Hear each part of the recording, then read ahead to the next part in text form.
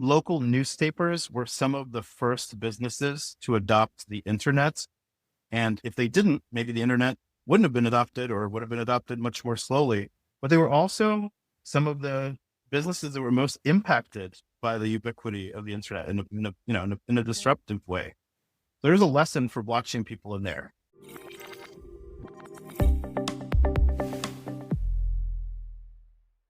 Hey everyone, I'm Jenn Sanasie, and this is your Markets Outlook. I'm joined on today's show by CoinFund founder and CEO, Jake Brukhman. How's it going, Jake?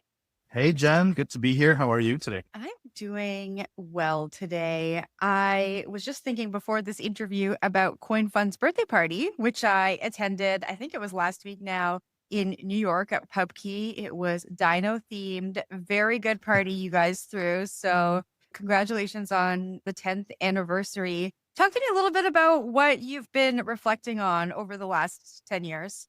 Yeah. Well, as you can see, I have our CoinFund 10-year anniversary shirt. It says July 1, 2015. And on the back, I don't know if you're going to be able to see this, but it says 10 years of crypto, and 2 of those years have been bull markets and 8 of those years have been bear markets. That's kind of wild to think about. It's true. If you started to think about it, it was really the 2017 up market, and then the back half of 2020 and the first half of 2021 or so was the second year, and everything else we were kind of navigating the ups and downs of crypto to a large extent, which is also why it's so exciting to be kind of in 2025 now, and really at the start of what I see as institutional and enterprise adoption of blockchain that I think will really take the space mainstream. Talk to me a little bit about that. Obviously, everyone has been talking about institutional adoption with the progression of regulation in the United States, with this stablecoin boom. We've been talking a lot about Ethereum as the blockchain of choice. But just, from where you're sitting and from your standpoint, where do you think we're going to see institutions really playing? Well, I've had a chance to, first of all, talk to a bunch of institutions.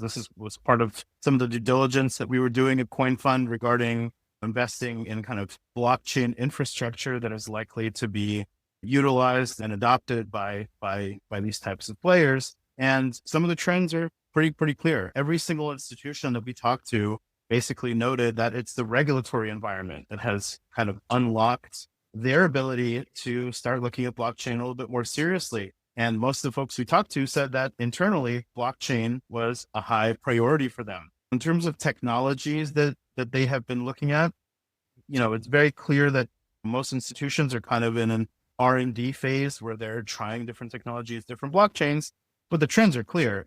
Most of the technologies they look at are EVM technologies, and most of the time they're trying to adopt their own chain. It's kind of the app chain thesis or modular blockchain thesis that we've been talking about for years.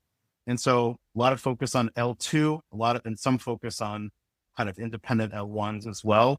Now, in terms of what products they're going into, I don't think it's totally clear yet. It feels like they're trying to find ways of creating new revenue for the bank, right? I'm sure it would be exciting for someone to kind of prove out a new business that is blockchain based and thereby kind of get more internal buy-in, so to speak, for blockchain technology. I suspect that we're going to see a lot of RWA, a lot of tokenization. I suspect that users will probably be able to trade crypto and hold at least the major assets like Bitcoin and Ethereum in their accounts over time. And even over the last couple of years, as I've been talking to some of these institutions, the consensus view is starting to be that public blockchains will be connected to these systems one way or another, or even, some of these banks will be running on public blockchains altogether. And that's a very different view from 2018 when private blockchain, permission blockchain was kind of all the rage. So that's where we are now. And I think in a couple of years, we're going to see some products. Midnight is a privacy-enhancing blockchain, introducing vital, programmable privacy and selective disclosure capabilities.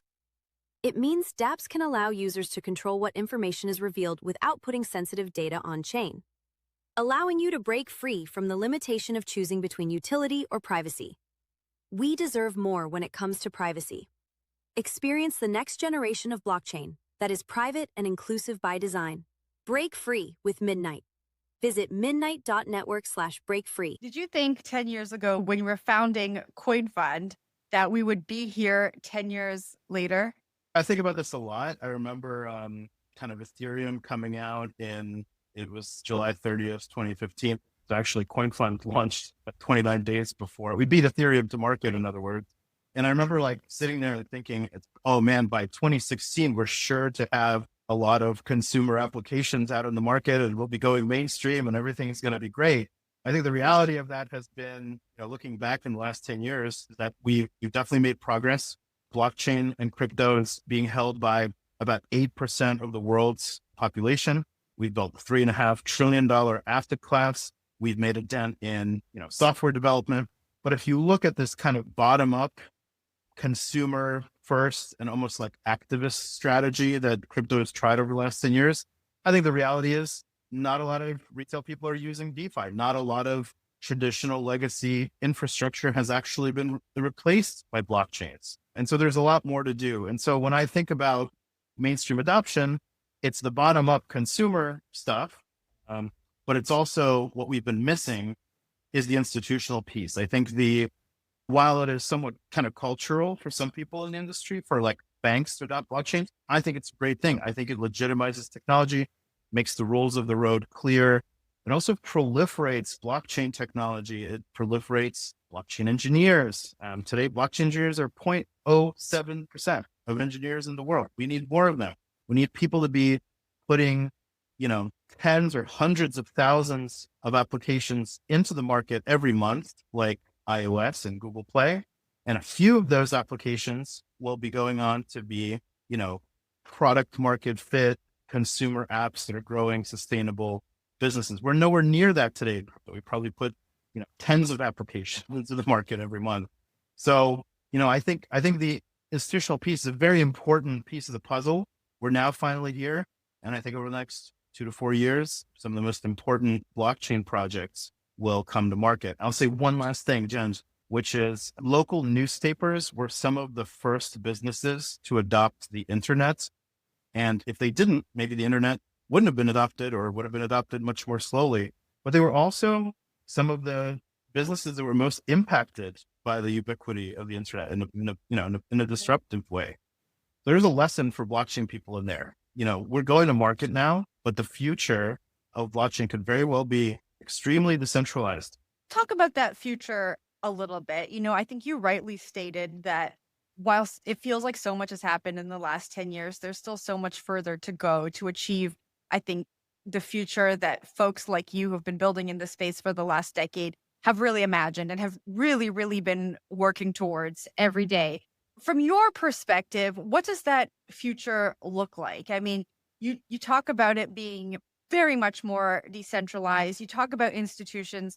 It sounds like each having their own chain, whether that's a layer 2 or app chain or some version of either of those two things that I just mentioned. What does that future look like that you're building towards? Well, from the very beginning, from starting CoinFund, really been asking or trying to answer the question of like, what is Web3? What is the core premise of Web3? What are blockchains good for? What is crypto good for? I think the answer that at least I have been triangulating toward is that, Web3 is about large scale, global, open, public networks that are also valuable. So public goods that also confer ownership and governance and those things. Now, we've seen big networks already. We've seen Bitcoin. It's a multi-trillion-dollar network. We've seen Ethereum, hundreds of billions of dollars. And these are some of the very early examples, blockchains themselves, of how these networks could look. And arguably, we could expand that idea to many, many other different areas. And also we can put in, much more explicit token economics, much more explicit governance. So when I think about the modern Web3 network, I almost think about kind of our decentralized AI thesis. Like, how do we create AI models in a way that is transparent, accessible to everybody as a public good, and also ownable, right? Like if I'm contributing data that is being used to train a model, I would feel so much better about doing that if I knew that as a token holder in that network, I'm also earning some of the revenue that my data is generating for the network, right? That is not the case with major AI companies today. They very much operate in this traditional closed proprietary Web2 manner. They slow down innovation, they slow down open source, they slow down progress, and they kind of keep the value for themselves. Whereas the Web3 vision is to really create a new kind of organization, new kind of network, which first of all can grow bigger than any of these companies. We know that because, for example, Bitcoin is by hash power, the largest supercomputer in the world, right? So we know we can aggregate like seriously powerful networks in this way, but then have them be open to the public. And that's really innovative. I was reading a tweet of yours recently, and you talked about some of the things we're talking about now, but you said that institutions are not as interested in decentralized governance as I think many folks who operate in crypto would like them to be. Can you tell me a little bit more about that? Sure. Well, first of all, I think decentralized governance has been a very interesting large scale experiment, but I would not say that we have found exactly the right models yet, right? There's been many projects who have fallen apart over some of the inefficiencies and intricacies of decentralized governance. And a lot of the, for example, structures that we invest in as VCs still have a traditional company and traditional board structure for oversight. And there's something to be said for that. These are all like tools in our toolbox that we can use to build governance systems. But right now, at this moment in time, we're kind of in a transitional period. We're trying to achieve this like early adoption that is institutional, that is enterprise. And I think that will come in stages. I don't think that the governance systems that we have today are A, mature enough and effective enough, and B, like familiar enough as the new paradigm to these kinds of customers that they immediately think it's a good idea and want to jump on it.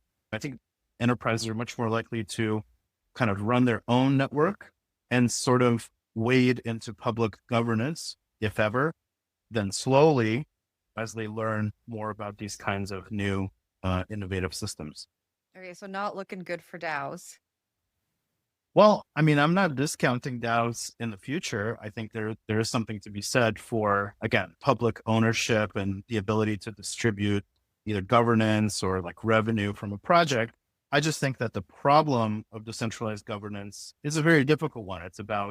It's not just about token holding. It's also about the tools. It's about people being informed. It's about democracy itself and whether those types of systems are appropriate for every kind of network. And I would argue, like, if you look at Linux code base, that's not a democracy. That is a dictatorship by the creator. And arguably it works really well and might be the appropriate way of maintaining that kind of system. In other contexts, government itself, we might very much prefer a democratic system, which is a lot messier and more challenging to deal with. These experiments of which governance systems are appropriate for which use cases have not really been explored very much at scale, but I think they will be over time. We talked a little bit about your vision for the future. The people who listen to this show are really looking to make sense of what's going on so that they can make their next bets. Take me into your playbook a little bit. When you look at the future, what are the specific applications of the technology that you're really betting on?